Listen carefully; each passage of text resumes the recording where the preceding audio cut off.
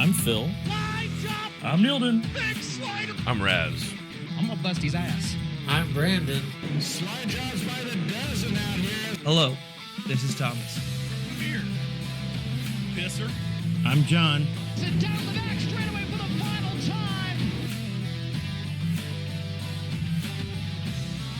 time. Ladies and gentlemen, boys and girls, And welcome to the Dirty Sliders Podcast.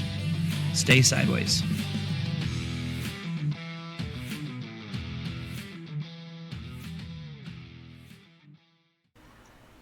Hello, folks, and welcome to another episode of your favorite podcast, The Dirty Sliders. We are glad you guys are all here. It's me and three other boys. We got Phil taking care of business stuff, and Brandon's working his butt off so he can race next weekend, so good for him. We'll take you around the horn on a couple of topics that we got, and we're going to start off talking about some big news that happened just recently about Bobby Allen and shark racing. Raz, take her away.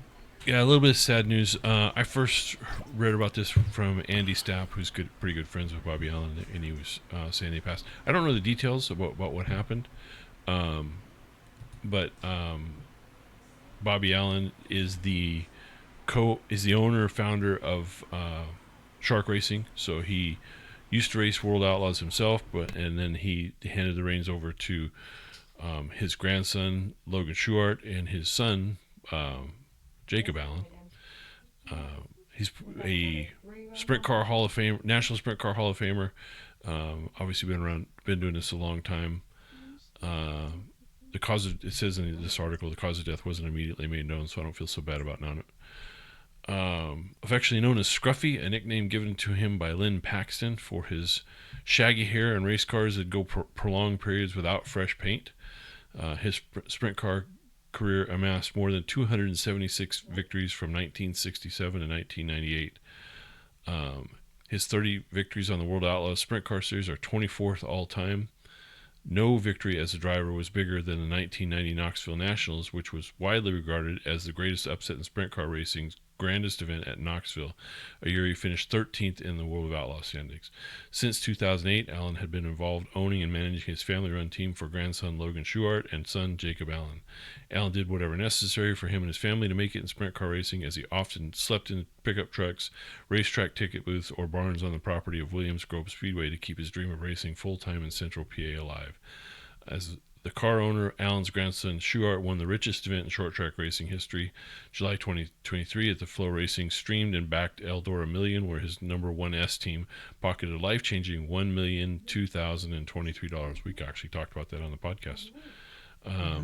He was part of the inaugural World of Outlaws series in 1978, finishing third that year behind Steve Kinser and Rick Ferkel. There's a name from the Wayback Machine, Rick Ferkel.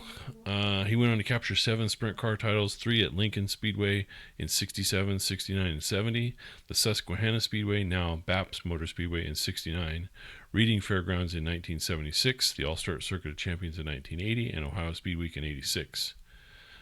Allen was born December 28, 1943 in Miami, Florida, growing up as the son of a stock car racer, Joseph Allen, who eventually became a U.S. Army pilot and member of the Flying Tigers in World War II.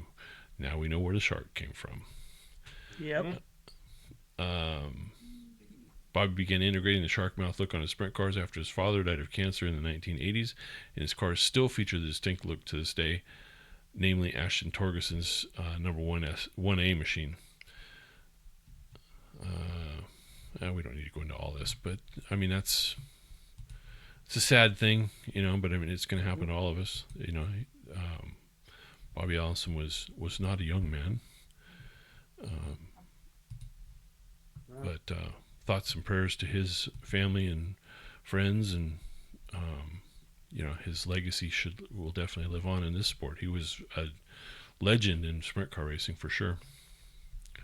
I mean, I remember last year when Jacob Allen stepped out of that 1A car, and even that iconic scheme on those cars with the shark mouth. I mean, Bridger, Raz, Neilden, you guys have seen it out of Verona. There's a couple of the junior sprint drivers that have that shark mouth look on their lightning sprints or junior sprints from because of that. And then, like you said, I mean, they will forever and always be the first $1 million team to win that race. Yeah. Once And, you're the first of something, you're always no. Yep. Yeah, so that's the paint scheme we're talking about. With the shark mouth right at the front of it. Always been a cool paint scheme. I've always liked that. That's a team known for getting it done on a shoestring. Really, they have always been. I won't say cutting corners, but they got by with what they could stream together. They weren't one of those that's bolting new parts on every time. They were using what they had and working out of a very small shop in Pennsylvania. Grinding, grit, and determination. Yeah. Yep. And I'm sure the team will continue on with Bobby's passing because it's in good hands with Jacob and Logan Schuchart. So I wish them luck going forward. Absolutely. Yep. Well, and realistically, I mean, I'm sure he was still part of the team, but he wasn't doing the heavy lifting anymore. No, he was kind of the patriarch of the team at this point. Mm-hmm. So, I think the team will be just fine. They're going to miss him and all. Of course, I mean, we're all going to miss, someone of that caliber. Yeah. Yeah, But, I mean, I think he'll be all right. And Tanner Holmes had a nice tribute on his Facebook page because Tanner Holmes drove briefly for the Shark Racing team, and he talked about learn the things he learned from Bobby Allen and the encouragement and support he got. So I mean, a good guy. The Woodlands had good things to say about him. Andy Stapp had good things to say about him. All people that I know and respect. I didn't know Bobby Allen personally. I don't think I ever even met him or talked to him.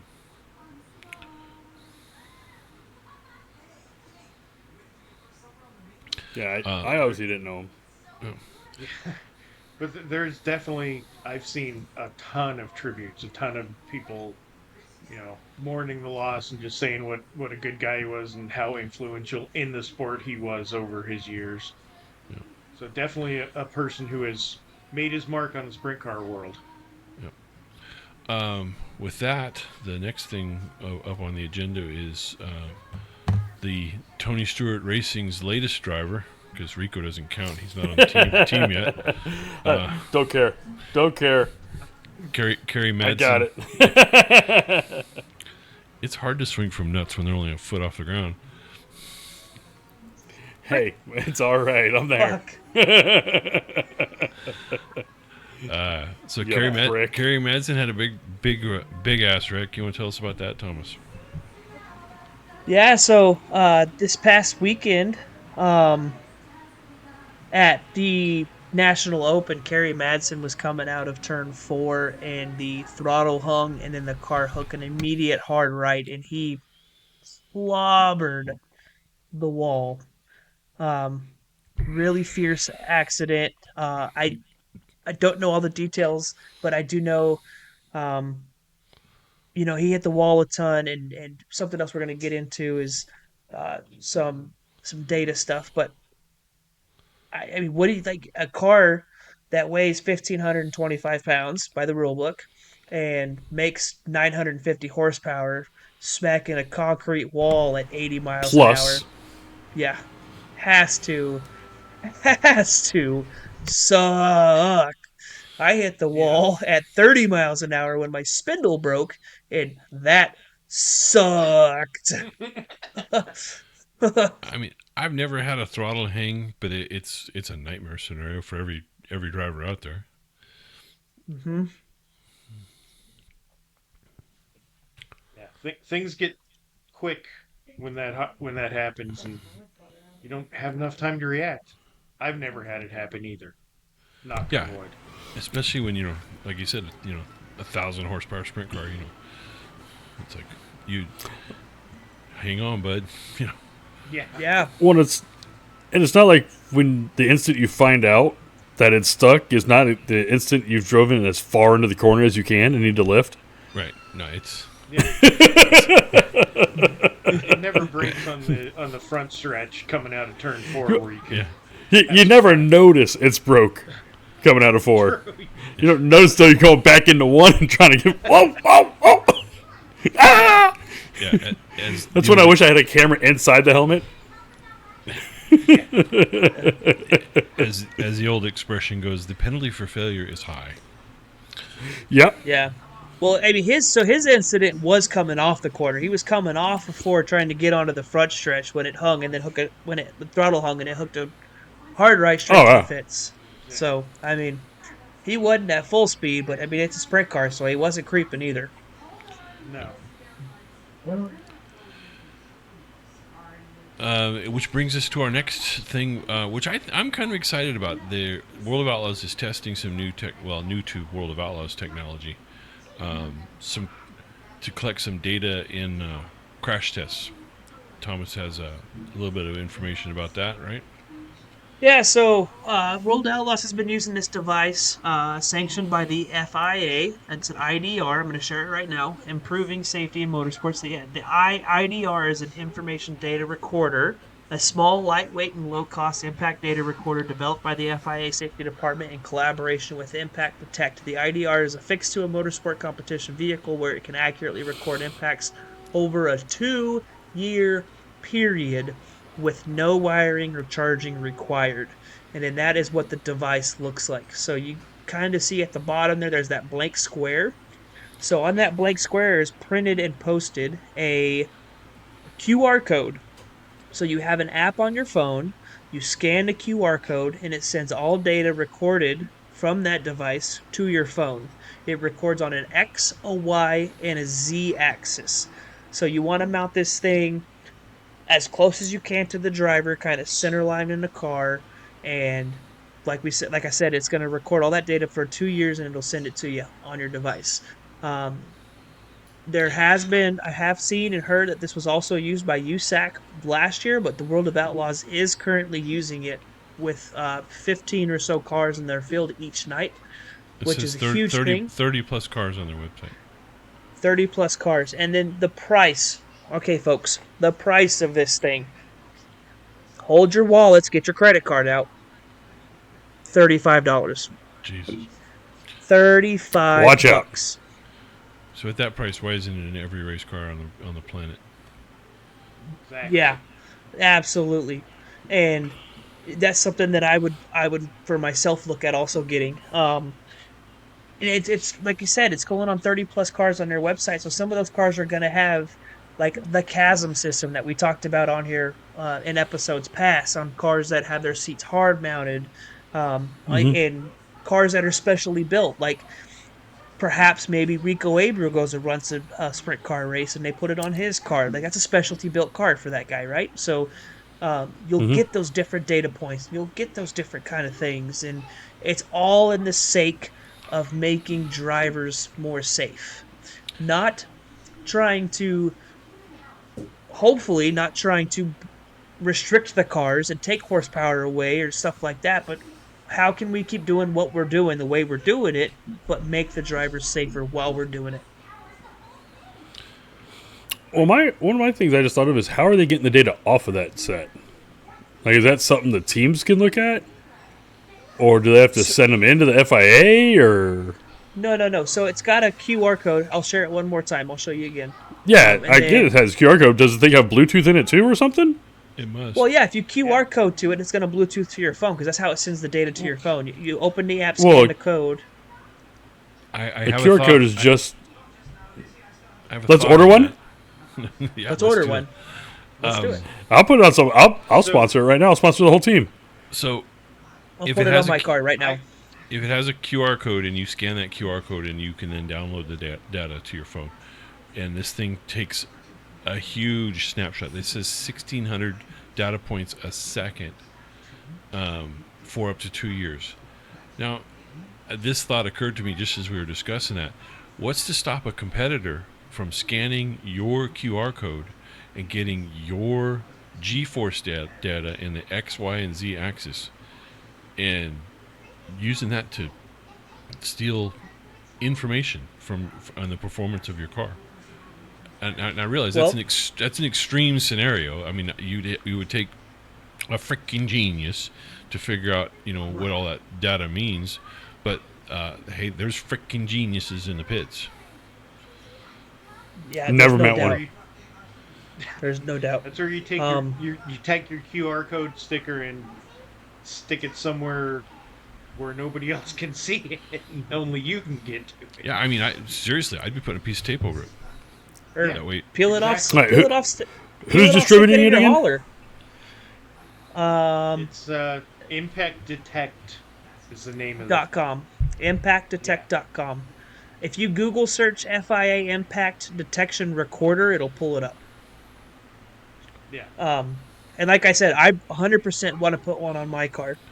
And maybe Neilden, you receive it and it's like, hey, here's a 4-digit pin you have to put in whenever you scan the QR code, and then I'm literally trying to order one. Who knows? But yeah, absolutely. Put it on old Snappy. See, I was thinking bigger picture, and for $35 we give it to Rico and put a freaking Dirty Sliders sticker on it somehow, you know? yeah, I see it as a potential for, like I said, if it's just that simple, you scan the QR code and you can get all the info off there. What's to stop someone from stealing that info? Yeah. How do I buy this? So I'm reading more on their website. So one reason why it probably doesn't cost $200 or $300 or $400 is it is made in the United Kingdom. Nothing against that, but that's probably keeping the cost down a little bit. It does actually say it is battery powered. So I don't know what kind of battery they got in there, but it's a good one. Zero maintenance. Anyway, this is riveting podcast. Contact us. Riveting I'm contacting him, all right? Yeah. Hey, we're finding out as fast as they find out, you know? No, yeah, and I read more on that. So it only weighs 12 grams. It's England, so I don't know what a gram is. About $40. But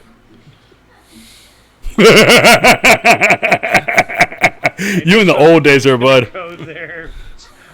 But it says it over those 2 years of lifespan, it can detect over 80 incidents during its 2-year lifespan. So it's not recording all the time, like we're thinking. I think it only records, like above a certain threshold, then it kicks in, so that battery just kind of sits for a while. So it goes on standby mode until you get a big hit. Yep, that's what it looks like. So if that's Email submitted. If that's the case, if it only records when it gets a big hit, well, that would take my scenario of stealing live data away, because it's not going to have live data. It will have great crash data. If you want to see, the G's that Kerry Madson pulled when his throttle hung, you can definitely download that. Right. Yeah, and that's the real time stuff that I think you need. I mean, we've seen all the testing videos. There it is. The testing videos from like the Chasm system and stuff we've talked about, but that's not. You got to get real time. Mount this on the back of. Shane's got the Chasm system, right? Or no, Shane has a different one. Well, I'd say mount two of them, one to the chassis and one to the seat. And one to the back of the seat, exactly. Shane has the Casa. So you'd have comparable data. Yep. So you see, Yeah. hey, the frame took this, but with your Chasm system, you only took this. Yeah. Hey, tip of the hat to World Outlaws for at least having some emphasis on safety, because they've been accused of the opposite, not caring about safety.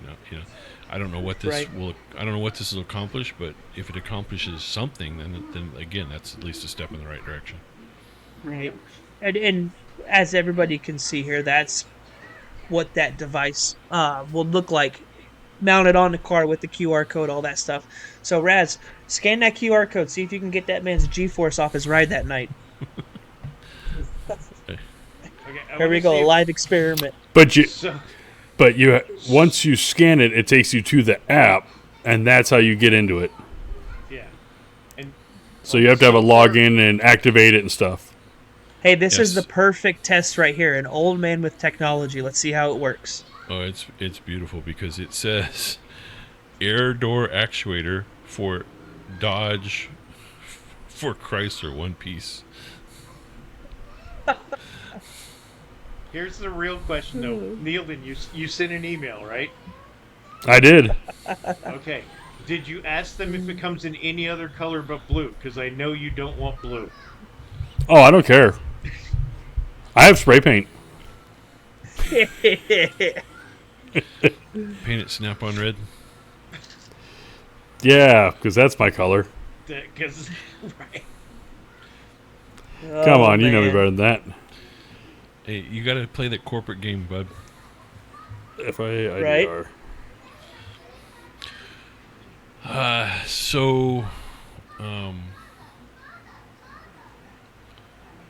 Wild West Shootout moving to Casa Grande. Over under on what that does to attendance. Makes it better, makes it worse, doesn't make it any impact at all. I'm gonna say it's gonna be the same. I do anticipate you still see the big names like a Bobby Pierce, a Garrett Alberson, a Brandon Shepard.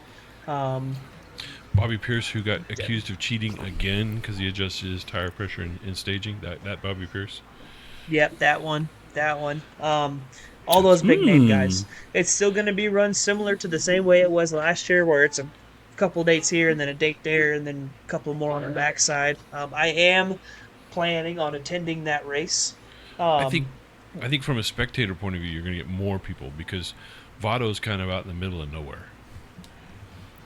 It is. Yeah, it is. In between Las Cruces and El Paso. But you've got folks like... so we had Christy Barnett on here before. She used to run that race at Vado in her modified. Is Brad and Casa Grande going to still allow that same rules package that they ran at Vado with the modifieds? So will it attract those modified guys, the ones that run a UMP or USRA style modified, or is he going to keep it strictly IMCA because he is an IMCA guy and that is a predominantly IMCA track? I don't know. Is Brad promoting it? Because, well, it's at his track. Yeah, he's a track promoter. Yeah. But he won't. But he is not going to be the promoter for Wild West Shootout. Chris Kearns will be the promoter for Wild West Shootout. He's the same guy who's promoted it for years. That is his gig, his show. So it will be Chris Kearns. So, but 2 weeks, I don't even know if it's 2 weeks, a week after that or a week and a half, whatever it is, after the Wild West Shootout is the IMCA Winter Nationals. So maybe you run the IMCA cars and try to get them out there sooner to run this deal and then piggyback the 2 weeks of Winter Nationals. I don't know. We'll have to kind of see how that is. If there's information on it, I haven't seen it. But yeah, there's a lot of potential for that race. I mean, Vado's a nice track. The facility is beautiful, actually. But it is just, there's just nothing around that track. I mean, there's a truck stop, and that's it. Yeah. Yep. And if you don't know there's a racetrack there, well, I guess that could be anything. If you don't know there's a racetrack there, you drive right past it. Now, it's right on the highway, so if it's daylight, you'll see it. But at nighttime, I had a buddy that drove from here down to Texas, and he stopped at that exit and slept at that truck stop and never knew there was a racetrack there until we turned around and came back, and he goes, hey, there's the truck stop I stopped at. And I was like, hey, there's the racetrack I told you to find. Literally right across the road from it. I think you pissed on turn 4. Yeah. So, I mean, at Casa Grande, that racetrack is at a county fairgrounds. So that's the other thing with this is Winter Nationals starts at 2 in the afternoon because they have to be done racing by 10 o'clock at night. Now, granted, I think the car count for Winter Nationals exceeds what there's going to be for the Wild West Shootout, but that's also something potentially to think about, is a timeline or a time limit on the races, or if he's able to get an exemption for the Wild West Shootout. I don't know. Oh yeah, I'm down for it. I'm hoping it does it good. Yeah, I Yep. hope it does good too. And I'm looking kind of at the details. I know it's early, but they say hot laps at 3:30, and then races, national anthem races right after that. So you're talking racing by 5. Yeah, by 5. And then, so that brings up another point is, let's take bets on it if we want to. does Ricky Thornton run that race? Ricky Thornton has ran the Chili Bowl, I think the last year. I don't know if he ran the Chili Bowl the last 2 years, but he ran it last year. It's But going to been Casa last two. last two. So Yeah. now you look at Chili Bowl dates compared to the Wild West Shootout dates, and then throw in there that Casa Grande is going to be it will be his home track. Ricky Thornton's racing there this weekend in a USAC sprint car. Will he forego the Chili Bowl to go run his late model at his home track? It's a valid question. I know he's a little bit of a fish out of water in a midget, although I will say this: he is impressive in a midget. I mean, for a late model guy, the guy can get it done. But I think he's obviously more of a late model guy at this point. And you bring up a point, he's an Arizona guy, so I think he goes and does the Wild West Shootout. So, I know my wife is a diehard Ricky Thornton fan. I'm a diehard Garrett Alverson fan, so we're planning on going. A house divided. Sounds to me like somebody's not getting laid. Hey, it's all right with me. It's been more than once in my life. Well, yeah, you have living proof of that. Yeah, I've at least got it once, wherever he is, terrorist. Speaking of midgets, though, I want to give a shout out to my buddy Trevor Klein for getting his first Extreme Outlaws win. He won at Jacksonville. So I will pull up, share this photo. This is a very talented young race car driver who has won some races at Millbridge. He has in a micro, and he has competed in Chili Bowl the last 2 years. Not done great. Had some bum luck. Why can I not get this stupid thing closed? Because they're using you for data. Yeah. Okay. So there he is in Victory Lane. He is fresh out of high school, 18 years old. His father, Troy Klein, raced sprint cars out here in California and a little bit in the Midwest. His mom raced 410 sprint cars. So Troy Klein and Denise Shimshak Klein are the parents of young Trevor. Like I said, very talented race car driver. I think you're going to see him start to become a little bit of a name in big-time racing because he is a big-time talent. I remember watching him fart around in the pits at Chili Bowl, playing with little toy cars down in the dirt, in the pits. So, which seems like yesterday, but it's obviously it's been some time since he's 18 now. His brother Nick Drake, son of Jay Drake, Chili Bowl winner, helps him out a lot, but that is a complete family operation. That is they own that car, they own the motor. Troy does all the tuning on it with a little bit of input from Trevor. Denise keeps the crew fed and fat and happy, which she does for me at Chili Bowl when I go out there. Like I said, I consider them to be very good friends, and congratulations to the young man on that. That's an awesome win in a big time race. Yeah, that's very cool. Off the dirt, I wish Phil was here because there's a little bit going on in Formula One, but I don't know enough about it to speak on it. We watched the Roval. I'm sure all of us watched that race. Had some excitement at the end, didn't it? A little bit. Old Ross doing Ross things. I was waiting for it, but I'm sitting there watching the end of it, and I'm like, what is he going to pull out of his ass this time? Unfortunately, I couldn't find what app to stream it on this week, so I was just watching the in-car on Max. So I was out working in the truck. Bob Parker's USA. Bob Parker. Yeah, I know it was shown on USA. USA doesn't have a stream. You put it on Peacock, you can't find NASCAR on Peacock. Not live. So Bob Parker's called it the Hail Roval. Hail reverse. Yeah, he threw it in there, bud. Right into right into Denny Hamlin's door. Yep. I will give Denny Hamlin credit on what he said afterwards. Well, more what he didn't say, because I was prepared for a little bit of something, and he did not. Well, did you see the end when Ross got done with his? Denny walked over and was like, hey, bud, let me talk to you for a second. Yeah, And they went over to the side and talked. It seemed like a calm, polite conversation, and Mm-hmm. Based on what Denny said in his interview, it was probably like, yeah, I'd have done the same thing. Hey, don't worry, man. I'm not mad at you. I ain't going to come after you. Good luck in the, Championship 8. Well, and there's some... Well, Ross didn't make the Championship 8. He was eliminated. Yeah. Yeah. Denny's in, though.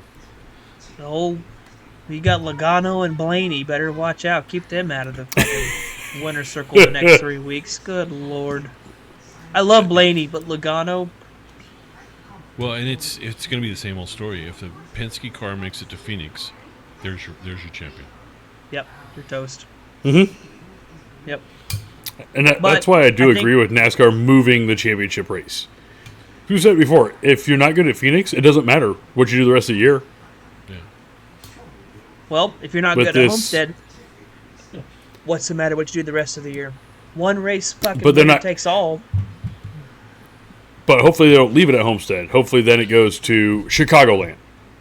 Well, something. One driver will be real happy about it going to Homestead is one Kyle Larson. Yeah. Oh, yeah. Yep. But, something that has been said and is starting to kind of make rounds is NASCAR is actively looking at structuring the way the playoffs are, where it might be a 3-3-3-4 race playoff.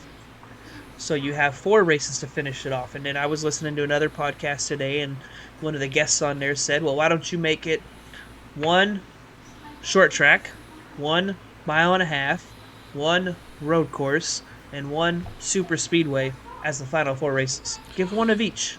See, I have an idea for format. They'll never do it, but I think it'd be cool, is if you let 10 drivers come into the playoffs, and for the first race of the playoffs, whoever finishes last out of those playoffs driver, he's out. The next do knockout style? Yeah, the next race, whoever finishes last, he's out. And I think that way, instead of locking somebody in, you're locking somebody out. I just think that'd be cool. Yeah. There'd have to be some Ross action in the back there. Oh man, can you imagine? For last place? I know what I did. I want to see for last place. I want to see Carson Hocevar make the playoffs in that situation. Oh, buddy. He had a few Calamity too. Yeah. Didn't John Hunter Nemechek send him for a ride this past race? At the Roval or the week before? Forth, yeah. John Hunter Nemechek sent Zane Smith for a ride 2 weeks ago. Yeah. If that's the one you're referring to. No, I thought somebody sent Hocevar. I think it was John Hunter and Hocevar. It's the Roval. It's so crazy. And I like Raz's idea of, hey, last 10 races, you knock somebody out. It comes down to 2 at the end, and that's it. I used to race a track in Bakersfield, and they did a race like that, and it was 10 cars, 20 laps. And you run 2 laps, and whoever was last got black flagged. They didn't stop the race. You got black flagged, you're off the track. 2 more laps, whoever's last, you're off the track. Let me tell you what, you coming to that start finish line, and it's go or go home. A lot of guys went. Yeah, you're driving deep in those corners then. Yeah, don't do that with an open wheel car. I don't think that'd end up for many people. There'd be more red flags. No. Nope. That'd definitely be a full body car thing. Oh, yes. We did have a comment on our video last week on what would we do with an open budget. Oh. I don't think we have enough time to get into that tonight, but I think it's an interesting premise, and let's tease that. Let's do that next week. I guess we got to come up with some kind of parameters or rules here. Is it? Well, first one is unlimited budget. Unlimited budget. What would you do? Open checkbook. Yeah, I'm not because gonna. Buddy, I mean, not that I'm knocking the guy that made the comment, but Buddy had a pretty hefty budget on his. Yeah. Yeah. Yeah. He had all the prize money. Yeah. All right. So let's say, just because it happened recently, you win the lotto for $1 billion and you take home 400 Not in million. California. Not in California. Don't win it in California. Okay, but your take home is 400 million. So we're gonna call that the budget, 400 million. Okay. I think that's a doable budget. Yeah, I could struggle by it. I think I could struggle by it. Might I have think I'd might, still buy might my have to C-17 for that. might have to prioritize some budgetary items, but Yeah. So yeah, we'll do that next. We'll do that Can I- next podcast. So give it some thought over the week and see Am I what allowed you would to do. buy a manufacturer of methanol? Buy a manufacturer. Then way I don't have to buy it. Let's see what his comment says.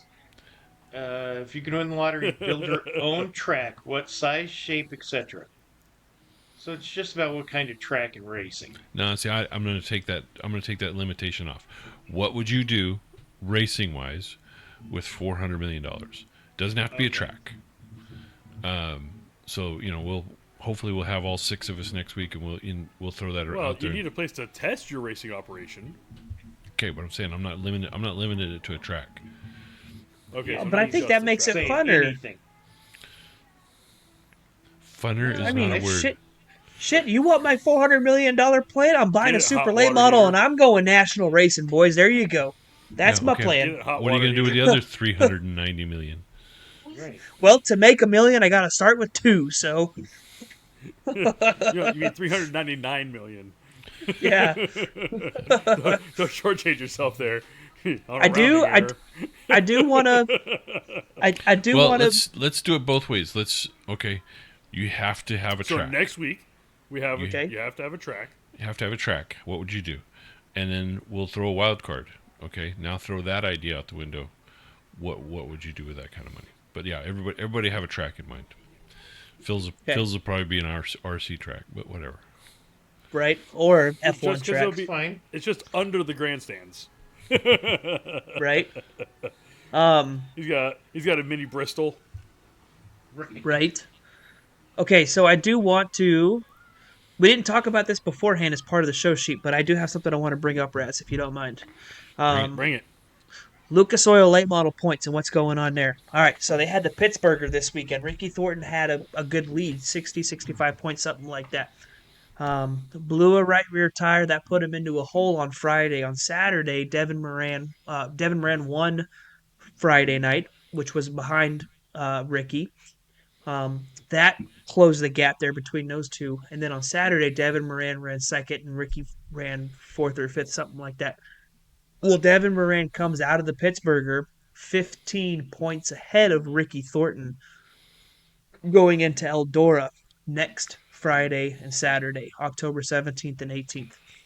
There's, like NASCAR, it's a 4-driver chase for the championship, but they've done it over a couple of weeks, so multiple races in between. The third place driver is Jonathan Davenport. He's 115 points back. Not insurmountable because that man is Jesus at Eldora. Yeah, I was just And going to then say you that. have- Who do you think's going to Yeah. finish second? Yeah. And then in fourth place is Hudson O'Neal, 365 points back. I hate to say it, write him off. I'm sorry. He's not going to win the championship. So, Devin Moran's leading, Ricky 15 points back, and Jonathan Davenport 115 points back. This should be super interesting to watch. And if you have Flow Racing, watch it. If you don't, damn it, subscribe. It's worth the money and watch it. You get the chili bowl. So I can't go to Eldora and watch it in person. You can, Raz. Well, you Why don't you could, give us a yeah. live race update? Screw I want you you. to run around into pits with the media pass, doing full points news updates the whole night. Little shorts on our YouTube. If I do go to Eldora, I'm going to buy my tickets in advance. Yeah. Good idea. Yep. But my prediction is that I think Devin Moran takes the points championship this year. Ricky's not super strong at Eldora. I don't know if he can make up. I mean, it's only 15 points, but I don't know that Ricky Thornton could outrun Devin at Eldora. And then I got Jonathan Davenport finishing second. I mean, if that man goes back to back and wins both nights, Ricky finishes fourth or fifth. I mean, that could swing that pot. And Devin Moran, I mean, he's got to run top two both nights. But I think Devin Moran wins, and I think Jonathan Davenport can pass Ricky for second in I the don't know. point standings. Ricky ran pretty well at the World 100. Yeah, but I mean, JD had problems with that car. I mean, JD's ran the same car for the last 5 years, same chassis. It's a 5-year-old chassis. Continues to bring it back. Well, if it ain't broke, don't fix it. Right. Right. Right. I mean, hell, last year he brought that old car back with the old wrap on it. It was the old blue and yellow Nutrient Ag Solutions car, and he's been running the black and white car this year. Like, that just shows you what kind of confidence he has in that car. Right. Yeah. And since we're on points, and I don't know where Neil is. Maybe he's hitting the head or something. But high limit. I see him. I see him. They're getting there. They only got five races left. Only 294 points between Rico in first and Tanner Thorson in fifth. Heck, between Rico and first and Brad Sweet in second. We've got 52 points. 52. I can't read. 52 points. So, that's not over yet either. Yeah. Yep. Rico could go out, high limits champion and bring that trophy straight into Tony's shop. If you guys want to see Raz give you live pit updates at Eldora for the final race of the year for the Lucas Oil Late Models, leave your comment, subscribe, and support. Buy a T-shirt. Buy a T-shirt. We'll put the T-shirt. We'll put the damn T-shirt money towards his pit passes. Hell yeah, we will. We'll do something. Yeah. You have to send me a T-shirt to wear to Eldora. I tell you, shoot me your address. I got a T-shirt for you. I made John, one for I'll all give of you the damn money to overnight that son of a bitch. Hell yeah. We'll see. I do have to work that day, so we'll see. Oh, sounds like I got a cold. Yeah, except my boss is moving and he's off all this week. Hey, when the cat's away, the mice will play, right, bud? Yeah. Did you ever get that dash back in that truck today? That guy said, he said he passed out in his bathroom. Oh, okay. He calls it food. He calls it food poisoning. There might have been alcohol poisoning. There might have been excessive consumption of something. Well, here's the thing. There's one person in that shop qualified to put that dash back in. Besides the tech, this guy. So did you get that dash put back in it? No, it sat there all day waiting on him. Be sitting there again tomorrow? It's waiting for him tomorrow morning. Well, Mr. Customer out there in I hate Kentucky. to starve somebody of their work. Yeah. So anyway, I think that's about all we got. So yeah. It's okay. We got a good premise for next week. We'll have our mental lottery masturbation next week. 400 million, huh? That's the budget. That's your budget, 400 million. Don't spend it all in one place. Yes, sir. Yes, can I try? Try. All right. 400 million. I have some inventive ideas. It doesn't have to be profitable, right? The idea is not to be profitable. Have fun. Right. Oh, okay. Well, we're not actually trying to make money at this. Whew. No, that's the old Brewster's Millions. You got to spend it all and have nothing to show at the end. Not even $1. You can't own anything or anything. Yeah. Hey, that was the thing with that. I was like, you can't make money off anything. You can't buy stuff to own. I'm like, that makes it harder. Right. And you can't give it away. Yeah, they should have started a race team. Exactly. But you'd own a everything can chassis, be. you'd own a motor. Yeah. Until I Hey, wad it up. Neil did. You can't give it away, but everything's an inheritance, bud. I don't think our kids would be lucky enough to have one of those. All right. On that note, John, get us out of here. All right. So thanks for joining us this week. Let's see. We've got our socials. Facebook, go to Dirty Sliders. On X, Twitter, whatever you want to call it, at Dirty Sliders, and Dirty.Sliders on Instagram. Yeah, buy a t-shirt, like, subscribe. Important safety tip: don't stick your finger through your tire and touch your brakes after you drive to the shop. Just throwing And that then out. complain that they're hot. And then complain they're hot, right? Oh, by the way, I did my research. Greg never reached out to me to claim his T-shirt. Oh, really? No? Come on, Greg. All right. Good night, everybody. Can't even give it away. See you guys. Do a fat girl like that one.